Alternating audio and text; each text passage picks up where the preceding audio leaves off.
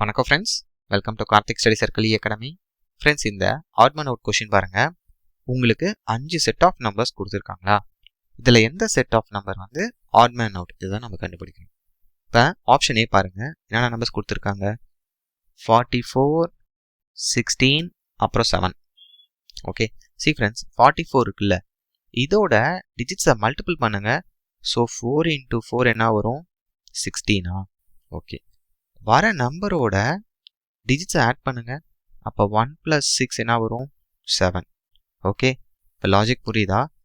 இந்த ஃபர்ஸ்ட் நம்பரோட டிஜிட்ஸை மல்டிபிள் பண்ணால் செகண்ட் நம்பர் வருது. செகண்ட் நம்பரோட டிஜிட்ஸை ஆட் பண்ணோம்னு வச்சுக்கோங்களேன், உங்களுக்கு இந்த தேர்ட் நம்பர் வருது. இதுதான் லாஜிக். இப்போ உங்களுக்கு ஒரு டவுட் வரும், சார் இப்போ இந்த 44ங்கிற நம்பரை அந்த டிஜிட்ஸை மட்டும் நம்ம ஸ்ப்ளிட் பண்ணி இந்த ஆப்ரேஷன், இந்த மேத்தமேட்டிக்கல் ஆப்ரேஷன் பண்ணலாமான்னு நீங்கள் கேட்கலாம். பண்ணலாம். கொஷினில் ஸ்பெசிஃபிக்காக கொடுத்தா, அதாவது இந்த டிஜிட்ஸை வந்து நீங்கள் ஸ்ப்ளிட் பண்ணாதீங்க, 44ங்கிற நம்பரை அப்படியே முழுசாக நீங்கள் வந்து யூஸ் பண்ணணும் அப்படின்னு சில டைம் கண்டிஷன் கொடுப்பாங்க.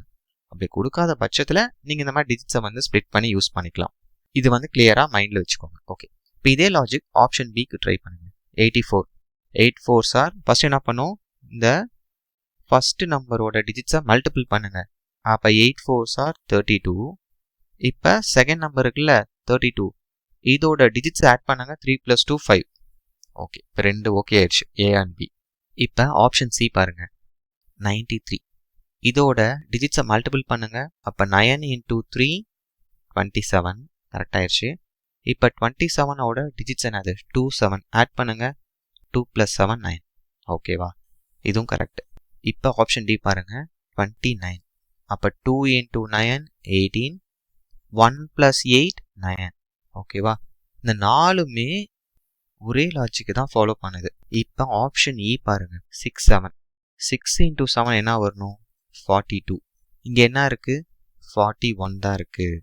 அப்போ ஆப்ஷன் இல இருக்க செட் ஆஃப் நம்பர்ஸ் தான் ஆட் மேன். இப்போ லாஜிக் கிளியராக இருக்குல்ல ஃப்ரெண்ட்ஸ்? தேங்க்யூ.